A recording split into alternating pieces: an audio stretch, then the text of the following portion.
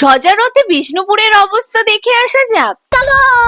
আজ তো প্রায় সমস্ত জায়গাতেই সজারথ হচ্ছে, সেই দিক থেকে আমাদের বিষ্ণুপুরও কোনো অংশে কম যায় না। সেই মতো এখানে খুব সকাল সকাল রথের সব নিয়ম কানুন শুরু হয়ে গিয়েছিল। ফার্স্টেই তো এরকম ছোট র্যালি টাইপের বেরোনো হয়েছিল, তারপরেই শুরু হলো রথের স্পেশাল আরতি, যে মুহূর্তের জন্য মানুষ অধীর অপেক্ষা করছিল। হ্যাঁ হ্যাঁ, আমি রথ টানার কথাই বলছিলাম, আর এটা হচ্ছিল আমাদের মাধবগঞ্জে। সেটাও শুরু হয়ে গিয়েছিল। অবভিয়াসলি শুধু বড় রথ না, ছোট রথও টানা হয়েছে। আই থিংক এটাই হলো বিষ্ণুপুরের সব থেকে বড় রথ, যেটা কৃষ্ণগঞ্জে অবস্থিত। আর এই রথটাকে কি দারুণ ভাবে ডেকোরেশন করা হয়েছে একবার দেখো। এই হলো এখানকার ছোট রথ। এই কথাটা তো অবশ্যই বলতে হবে, আজ এখানের সমস্ত রথগুলোকে কিন্তু দারুণ ভাবে ফুল দিয়ে ডেকোরেশন করা হয়েছিল, যেগুলো থেকে তো চোখই সরানো যাচ্ছিল না। তো চলো চলো, তোমরা এখন ভিডিওটাতে একটা লাইক দিয়ে দাও, পরের ভিডিওর জন্য সাবস্ক্রাইব।